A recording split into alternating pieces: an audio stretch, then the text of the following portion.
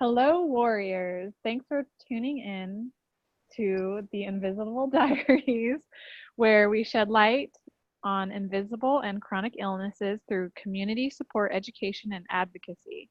Welcome to episode 7, Stress Management with Chronic Illness. We are your hosts. I'm Misty. And I'm Amber. And today we are talking about stress management with chronic illness. Yay. As always, a quick disclaimer, anything mentioned in today's episode is strictly for informational purposes only and not meant to treat, diagnose, or cure disease. Also, we know battling chronic illness can be difficult, so if you find that you or a loved one are in need of someone to talk to, please reach out to a trusted resource. Or if you're in the U.S., you can call the National Suicide Prevention Hotline at 1-800-273-8255, 24 hours a day, 7 days a week. Again, that number is 1-800-273-8255. Now let's get started. All right, so stress management is definitely a hot topic, a very important topic when it comes to anybody. And I believe with chronic illness, it's something that's super, super important because stress can definitely increase the likeliness of having a flare. It can make your symptoms worse. So it's definitely something that's super important. Absolutely. Yeah, and I think everybody is very quick to offer suggestions for stress management like they do for a lot of things. And I think that this is also something that's really unique to the individual because not everybody can meditate stress away.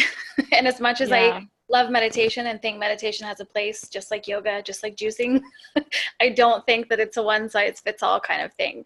So, Absolutely. I because totally agree. the more stressed I am, the harder it is for me to meditate. So I'm a great example of somebody that cannot sit still and focus when I'm that stressed. Yeah, and the whole exercise thing too, that's definitely, I believe, a go-to for most doctors or even friends and loved ones. Like, oh, why don't you exercise? Maybe that would help. Um, though exercising does release endorphins, and for the average Joe, sure, it could probably make you feel a little bit better. It could be therapeutic.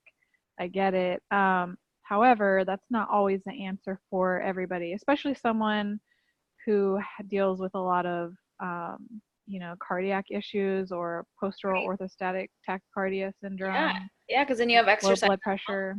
Mm-hmm. Yeah, Yeah. exercise intolerance is a thing. And so you can't just run it out of your body. Right. So I feel like it's, it can be frustrating when you hear that. Of course, giving it a try,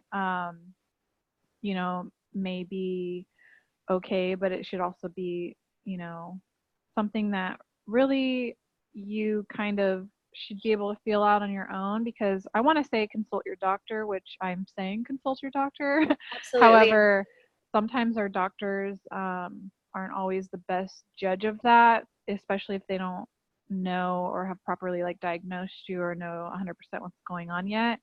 Right. So really, it's kind of up to you to decide like how your body feels. Like, does exercise make you feel horrible?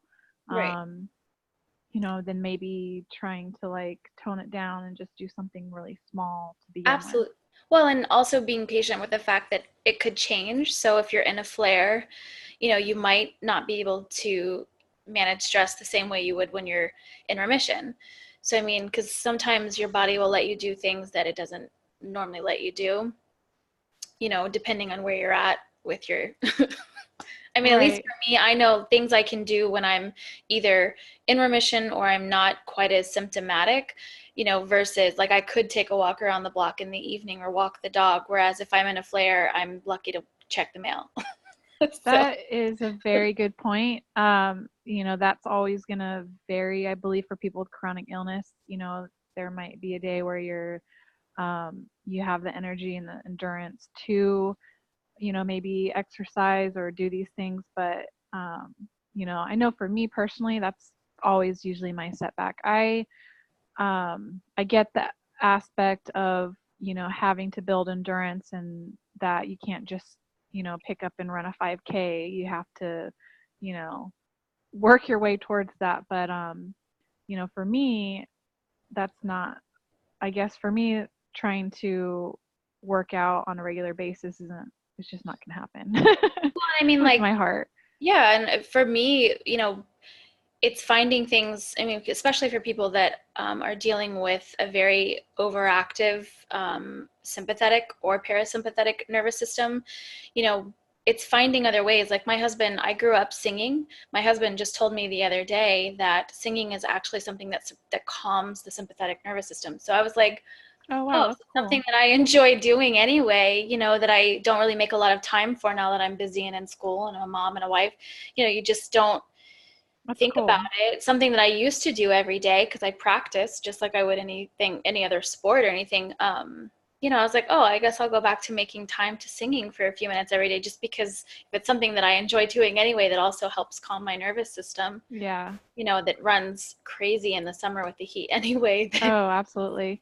Yeah, that's another thing too. It's the one thing I do like to do as far as working out is yoga, and it's just been like brutally hot. And then I've had a couple of flares, like you were talking about flares. I had a couple of those, so I've missed many in a row now. And so sometimes too, my way of exercising will be just like I'll just be on the kitchen counter and lean on it, and I'll just like do the leg raises, and Absolutely. or while brushing my teeth maybe try to do like a one of those wall sits or something. Right, right.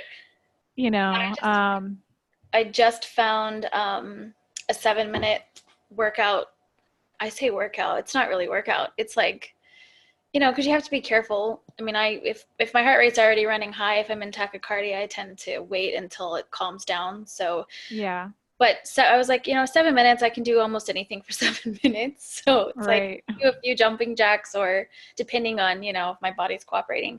But I'm starting to shift gears into feeling like instead of telling myself like, oh, you didn't get up and work out today, if I just moved my body, so if I got in the pool and just, floated around, or if I, took a cool bath or something that just calms my senses without exerting myself to where I'm going to be Yeah. paying for it. Yeah, so for me, as far as exercise go, I think that's like my favorite phrase to say is it's not a one size fits all. So Yeah, in regards to exercise, I think that's just like a individual person. If that's something that they can do, great. If not, maybe just try little things here and there, because you also don't want to not do anything at all, because you can also wear your muscles down and they can atrophy, and then you can be in worse shape, or have more injuries and so on. absolutely. So yeah, that's one way to kind of manage stress. Another is, or for me, I guess, for my way of trying to manage my stress is just biologically give my body the best environment that I can. So, making sure I get enough sleep, get enough rest, making sure I'm eating properly, staying well hydrated. These are all really important things that can definitely contribute to stress management. Um, at least on a physical level, but Absolutely. and Well, can be mental. and absolutely, because when you talk about environment, I find that if my well, it works both ways. Sometimes the more stressed I am on the inside, the more chaotic my outside environment becomes. So, the more mess I start to notice because I'm not functioning as well as I'd like to, and vice versa. The more chaotic and messy my environment, sometimes the more anxiety it creates. So I'm finding that the more I focus on making sure my outside environment is calm, the more calming it is on me, if that makes sense. Yeah, And that's true. noticing the check-in too. Like if I'm like, man, my house is like really kind of out of control and it's not my normal, like I've been in bed for 4 days, like it's just I'm not dealing with it or I'm feeling, then I kind of take a step back and I'm like, am I feeling anxious about something? Because my outside environment is telling me that I am. So That's definitely a good point. I know for me, I it does go both ways as well, because not feeling well lately. My house, I have not gotten it clean to where I like it to be. right. So that adds stress to me, because I'm just like, I can't stand like looking at the mess, and I want things to be put away or get rid of things. And, when you don't have the energy, that can definitely add to your stress seeing a mess. But in that, in regards to that, I do feel like cleaning for me can be therapeutic when I do have the energy because, I mean, you're getting rid of things, you're throwing things away, you're cleaning. Even though it might just be your bathroom or your kitchen or something, like it almost feels like you're cleaning up your life, because Yeah, yeah, it gives you a listening sense to of control. music. Yes, absolutely. You're Yeah. listening to music and you're moving around, you're being productive. Um, and then at the end you have like it's rewarding. You have this task that you completed and you feel good, everything looks nice.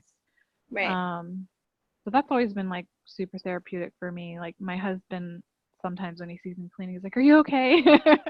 Right. And I'm like, "Yeah, I just have energy, so I'm cleaning while I have this energy." Because I think that's something to keep in mind too for you guys that's listening, that we all struggle with when you've been feeling bad and you've been in a flare and then you have a good day, you struggle whether to take that day to get responsibilities done or to take that day and do something fun with either your spouse or your family or yourself.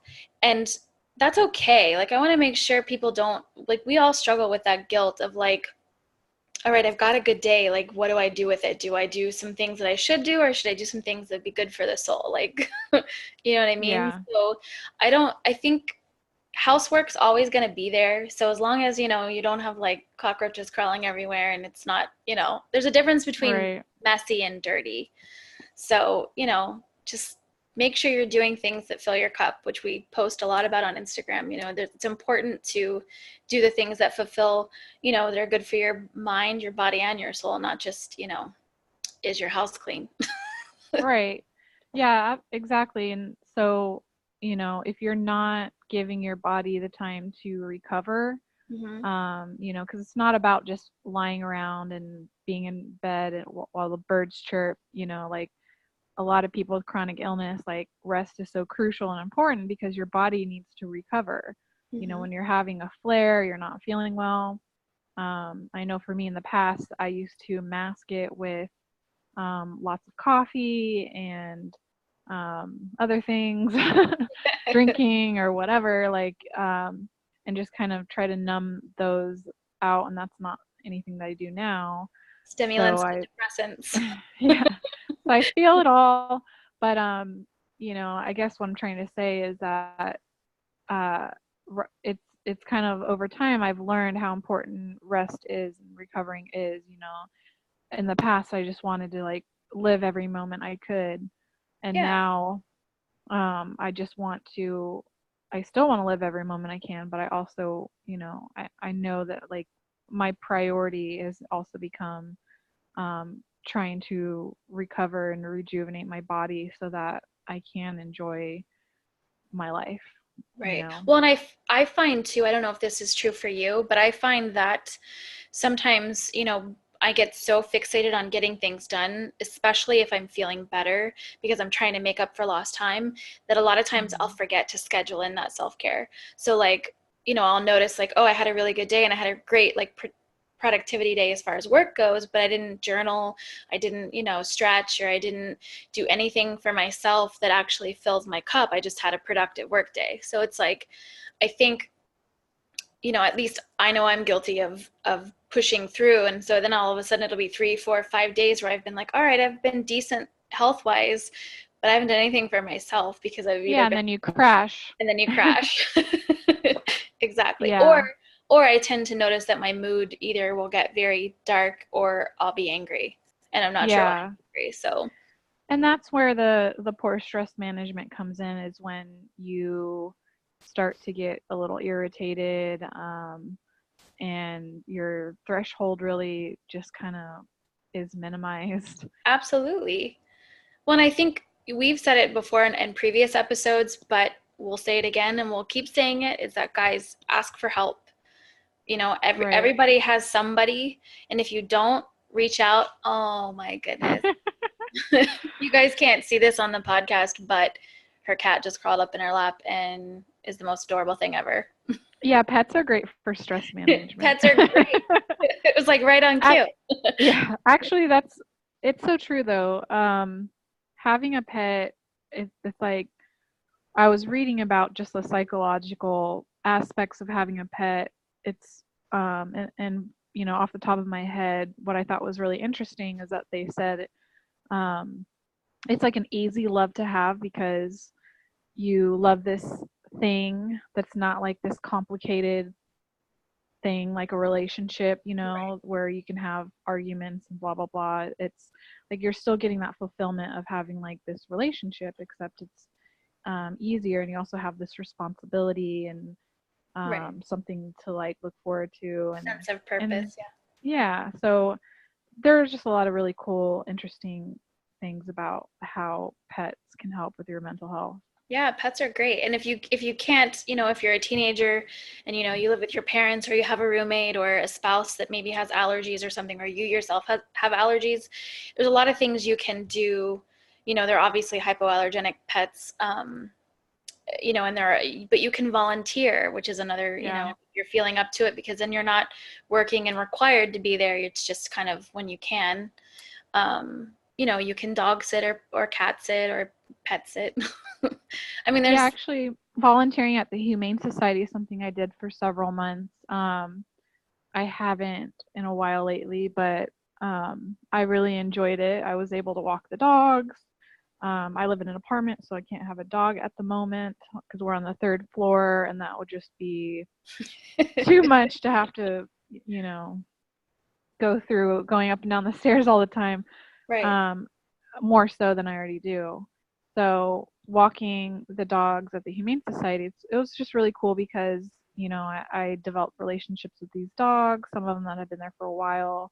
It was just really something that I enjoyed. It was my little bit of exercise.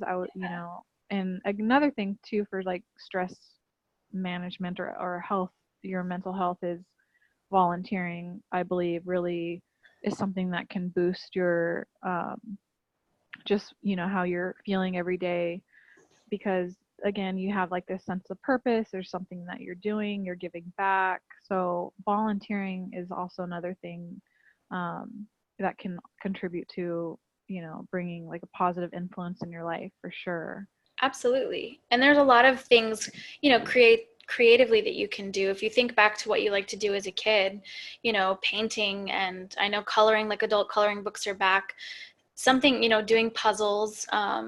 You can do them on your iPad, jigsaw puzzles on your iPad now. You can do regular old school jigsaw puzzles, but things that kind of get your brain working, but it doesn't require a lot of spoons, or energy currency Yeah. to do, um, is important because I think, I know I struggle with like, oh, if I have an extra hour of time, I could be, it's an hour extra of work or an hour extra of homework I could do. But if I don't take that time for myself to do something that's kind of mindless but enjoyable, so like I journal or, sometimes I color or paint stuff that, it doesn't have to be anything that anyone sees, you can just be for you, but it's something that you do for you to kind of release whatever's, going on. Yeah, having a hobby is amazing for self um blah, blah, blah. Yeah, no, self-care and stress management. Thank you.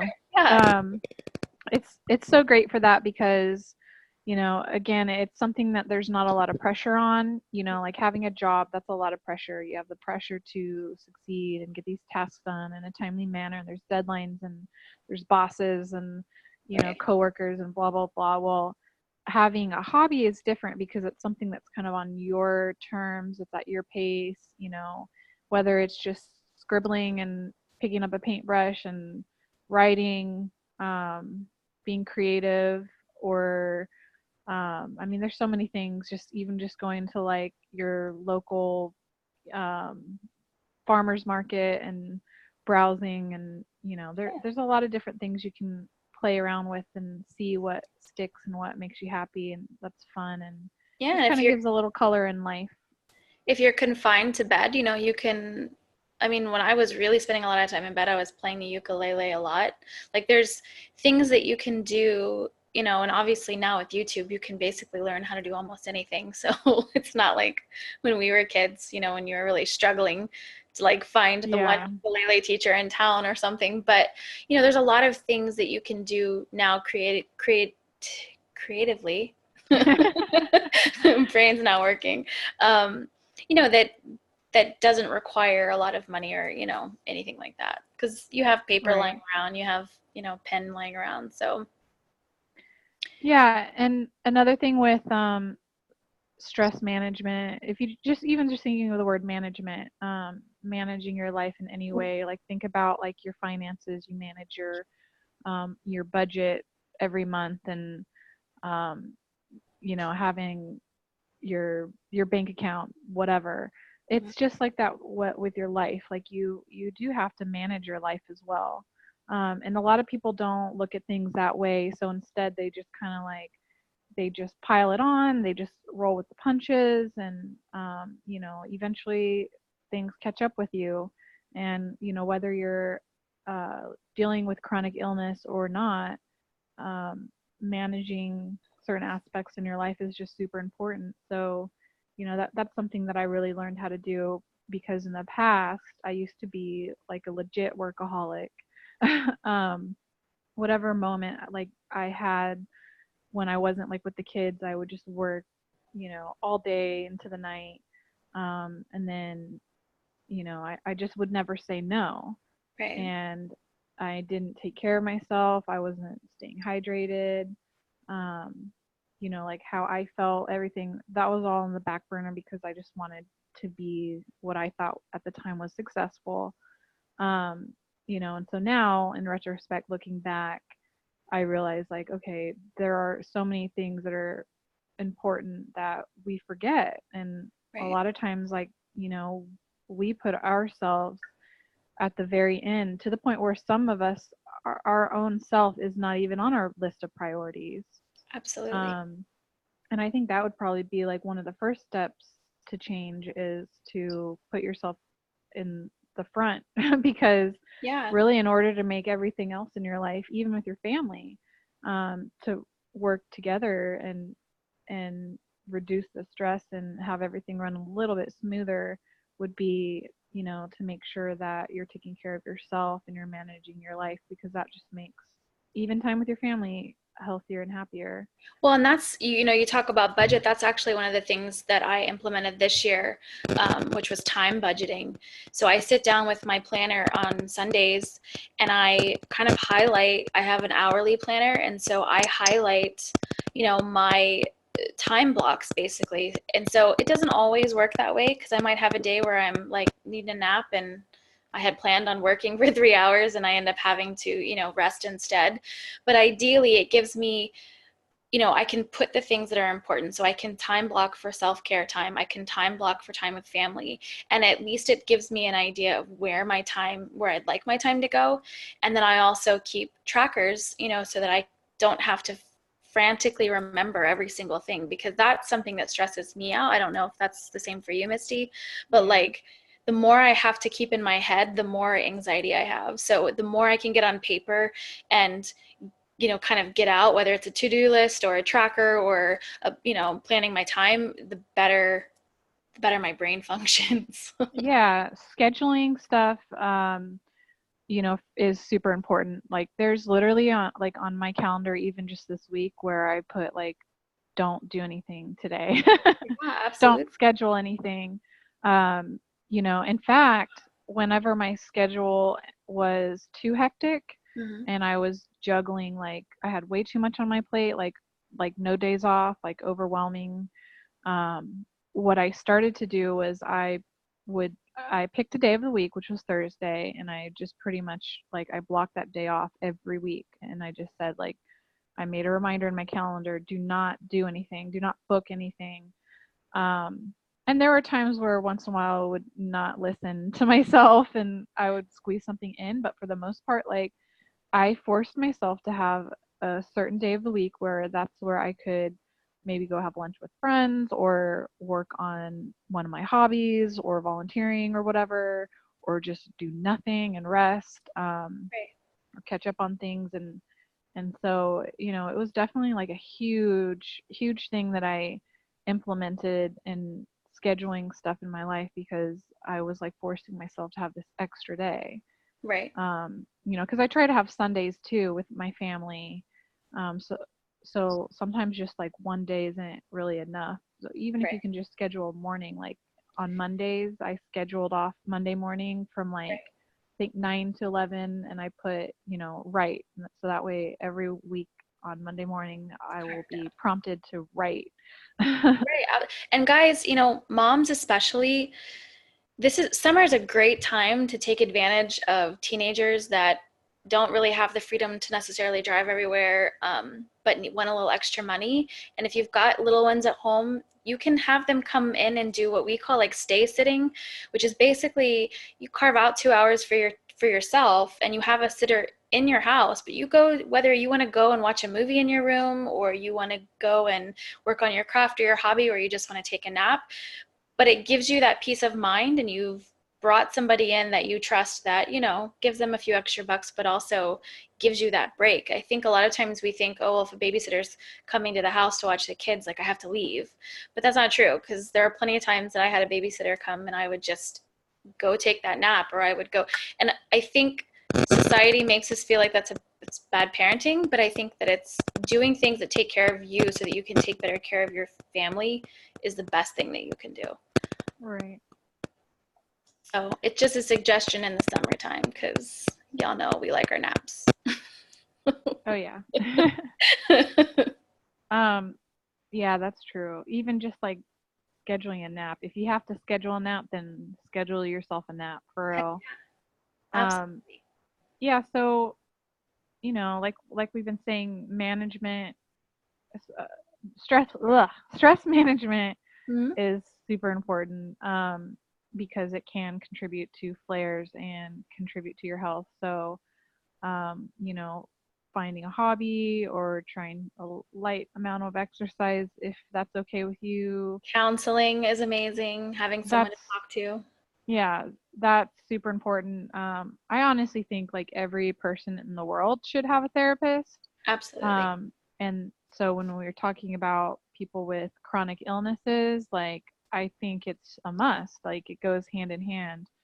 I mean, there's even been times where I didn't see my therapist for a while, and I thought like, oh, I'm good, And then I actually saw my therapist recently, and I was just like, man, I really needed that. I didn't realize how good it felt to just you know talk to someone, because like I love my friends and they're great, but sometimes having a professional makes a world of a difference, because that's Absolutely. literally their job. They have to Absolutely. listen to you. Yeah, and sometimes you just need somebody that's kind of a neutral zone to talk about it, whether it's family stuff or health stuff or whatever, somebody that's not sitting there trying to necessarily fix you. They're just there to kind Right. of, guide you and be there. So, that's a huge help for sure. But I've found recently, I don't know about you, and it's kind of a double-edged sword, because obviously the heat right now is vicious. So, but things that my husband kind of puts together like a little like day bag or whatever, and takes my chair to the beach, and I've just been floating in the ocean. And Oh, it's nice. honestly, I don't know if it's the salt water, I don't know if it's the fresh air, I don't know, but we've been going later in the evening, so it's not quite at the peak of the day. um, Yeah. but just kind of getting destimulated, I guess. Like there's not a lot of you know white like background noise, like it's just kind of, you're just there. So that's kind of been a new something new, that's a de-stressor for sure, because I can just float and kind of turn my brain off you know Yeah, that's a good point. My husband and I just kind of skipped town for the day recently. And because he knows like one of my favorite things for like reducing stress in my life and just like being happy is a little adventure. So even if it is just to the beach, or going to the next town over, I think like having some type of mini adventure is super important. There's a bee. Oh my gosh. I'm like, oh no, it's a fly. It came in with the dog. Okay, we're okay. It broke out. It's like I had cellulitis the last time I had a bee sting, so I Oh was wow. sorry. Don't worry, Amber is safe. We're live. We're live. Um, but sometimes when like getting out of the house may not be an option, Right. or like for me, it's like so hot that I just I don't even know if I want to sometimes. Yeah. So I guess for me to get that feeling, like open your damn curtains, like I notice like, we always have everything shut, but like just opening your curtains, and even if you have to crack the window just a tiny bit and turn the air up a little bit more, just getting a little fresh air and some sunlight really can help a lot. Right. We don't realize sometimes that we just kind of are hibernating and in this cave, and so for me, putting on music or a podcast, like our podcast, and opening the blinds or the curtains and cracking the window, and just like just kind of let your mind um wander, and get a little fresh air and some sunshine. If Yeah, that's the only way you can, then do it. I was reading a book about these monks that are in a monastery, and they basically were talking about, and it's something that I noticed when my husband and I camp, is that my tachycardia, my POTS isn't quite as aggressive, and I could never figure out why, because I sweat. I mean, we camp all year round here in Florida, so the weather is all over the place and the humidity is always high. So I couldn't really figure it out, because like the first day was bad, second day probably not great, but like third day on I felt great. And my husband was like, "Well, you're probably acclimated." And so I was reading about the monks in the monastery over in Asia, and they were talking about the same thing, that because we're inside so much, we don't acclimate with seasons the way our bodies are designed to.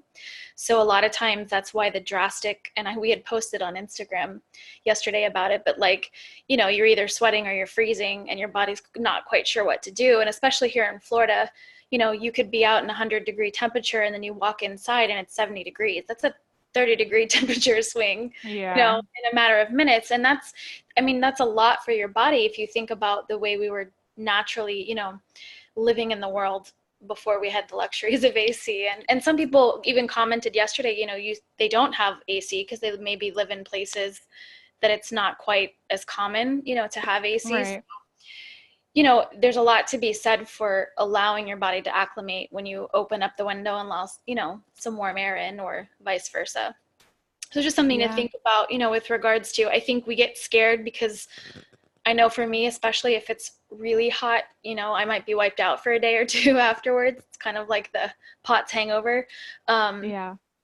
but I also think that it's important to give your body a chance to kind of, you know, reset a little bit too. Yeah, definitely. Um, so yeah, we also mentioned, your diet is important. I'm just kind of going over a list of some of the things we had discussed.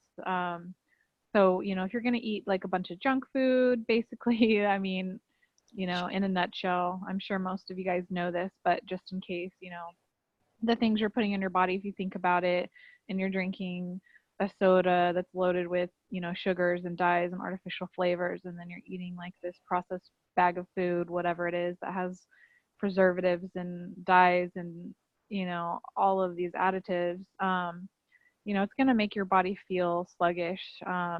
Having deficiencies can also contribute to stress and just feeling run down. So, making sure that you're getting proper nutrition and vitamins, and you're eating food that actually has a nutritional value. Um, a lot of times people will eat those like bars, and it's just like, okay, that's all flavor and sugar and just filler basically. Right. If you think um, about real food. yeah. So even just if you grab a handful of fruit, or or whatever, just trying to make sure that you get good nutrition. And then again, we were talking about sleep. Sleep can be an issue for many, but if you can get a good amount of sleep, as much as you can anyway, that's also something that can help. Yeah, and Um, making that space really, kind of sacred. So, if you're sensitive to light, maybe having blackout curtains, there's something to be said, maybe burning some or diffusing some, lavender oil before bed to kind of help calm your system when you're laying down. Like there's a lot of things that you can do to just get yourself ready rather than yeah, I mean, we're all guilty because we spend so much time in bed being on our screens. Wearing your blue light glasses to help filter the blue light. There's a lot of things that will help, kind That's of. a really good point. I mean, when we think about like babies, we think about how we train our babies to nighttime. We put the lavender lotion on them and they have their bath and You the have a milk routine? and it's dark and we tuck them in. But then as an adult, that all just kind of goes away.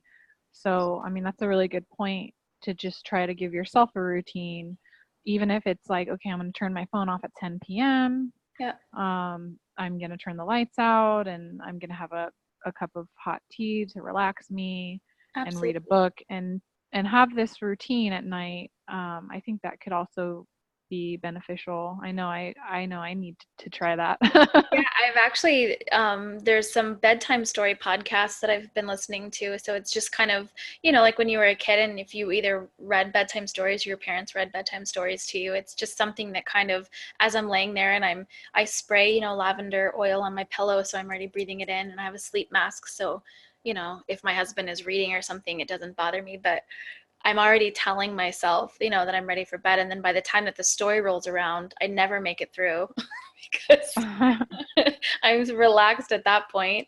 And it's nice because now it's something that's like for me at the very end of the day that kind of is like the, little bow on the day. Right. And there are a lot of there are some teas and herbs and supplements too that can kind of help relax. I know like ashwagandha root is one that is really good. You know, it's something you can put in your smoothies or as a supplement that will kind of help lift your spirits and help with depression, anxiety. Yeah, the Um, valerian root I like a lot. yeah, valerian root is so stinky, but it's so good. um, Yeah. what else? There's kava kava. I love kava kava. Like having a cup of kava tea Yeah. will totally chill me Obviously, out. chamomile Um, is a favorite. chamomile is a natural sedative. Lavender is a natural antispasmodic and it's also relaxing. Yeah. So even if you just try to play around with some natural things too to incorporate at bedtime or even during the day, like if you have like high anxiety, like wake up and you're throughout the day you're stressed, Right. maybe you could try to incorporate that in the morning or the afternoon so you kind of start your day out by like trying to level out a little bit.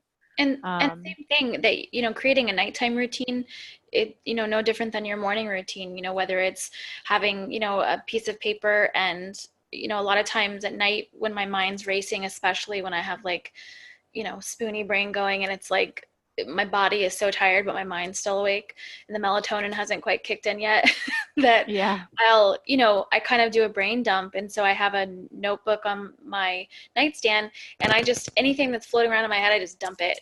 And then the next morning I look at my gibberish and I'm like, oh, okay, so what if this is important? What do I need to get done today? And then I don't have that anxiety, at 3 a.m. when I'm like, don't forget I need to do, X, Y, or Z. yeah that's on a really great point because that that was something that I always had trouble with, like laying down just like the whirlwind of the questions in my head that I'm thinking about. Did I do this? Do I need to do that? And so what I started doing as part of my nighttime routine is I would look and see my schedule for the next day. So that Right. way I was knowing in my head, okay, everything's there to remind me. Mm-hmm. I know that my alarm is set. I know that I'm going to do this in the morning. I know that this, I have plans for this. There's this thing that I'm thinking about. I'm going to make sure to schedule it this weekend so I get these things out. And for you, it's writing it down, but that's also such like an excellent thing to incorporate because you're getting these thoughts out of your head that are keeping you distracted from sleeping and you're putting them down so that way they're off of you and you can move on for the night. Absolutely. Great point. Absolutely. Yeah. Yeah. I think those are all really good points. I mean, you guys know, eating well and exercise and all of those things. So just, I think the self-care one is really hard because I think a lot of times, as people that suffer from chronic illness, we push through. So just remember, if you're feeling overwhelmed with stress and you're feeling like, you know, if you're feeling like it's really bad, obviously reach out to a professional, reach out to a trusted source. But if it's something that, is something that you can do a small shift and it will make a big difference. Try a couple, like play around with things. We're huge advocates of this is not a one size fits all kind of a deal. So when we throw out Mhm. suggestions, take some, take none, take all. I mean, like, but figure out what works for you that helps alleviate, the stress for you. Yeah. And I also don't want to forget, super important, having like a support group. We Absolutely. almost forgot that one.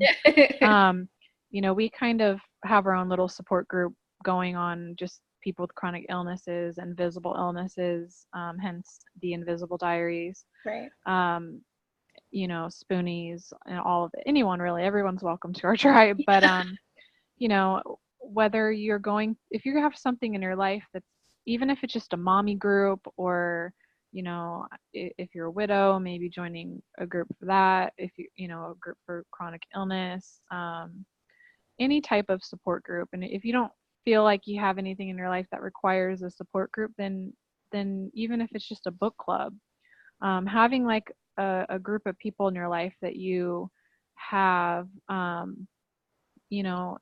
just feel like it's super helpful, because then you feel like there's somebody to talk to. And another thing is, um, if that's not sometimes I feel like social media and the internet thing, it can kind of be a little isolating, even if you do have a community. Absolutely. Yeah. So one thing that I've kind of tried to challenge myself to do is just like 3 times a day, if I can, like making eye contact. So, or having like an engaging conversation. So even if it's just like my kids, sometimes you just forget. It's just like, hey, I'm home. Here's dinner. Blah blah blah. I try to make it a point to every day to just stop, make eye contact, and truly like listen. In it, even if it's not your family, like even if it's just like at the grocery store, like, and you're handing your money over, to just like make eye contact with someone and just like ask them how their day is, listen, look them in the eye, and like sometimes just having that like true engagement, even if it's just brief and simple, I feel Yeah. like makes a big difference. Connection is what it's all about. Yeah. Yeah. So if you guys, I mean, we've said it before, reach out to us. We're on social media. We try to respond to comments as often as possible. Misty and I are both in school and we have families and jobs and real lives. So, but we love every single one of you that takes the time to like a picture, to reach out saying, hey, me too. Like, we love that because it's so nice knowing that you're not alone in the way that you feel, because as crazy and as silly and as out there as you feel sometimes, and when we post it, being funny, it's nice when we, hundreds of you guys are like, hey, yeah, totally us. So, reach out to us, direct message us on Facebook, we're Yes, you can there. find us on Instagram at the Invisible Diaries, and you can also find us the same way on YouTube and Facebook. We have iTunes. Yeah, so we're around. We're And you definitely can around. always reach out to us, and like she said, if you have any suggestions for stress management or topics that you'd want to discuss, you can also email us at theinvisiblediaries@gmail.com. Gmail, yeah. Exactly. Yeah, so thank you so much for listening and supporting us, and we're always grateful, and we're always here for you. Absolutely. Have a great day, guys.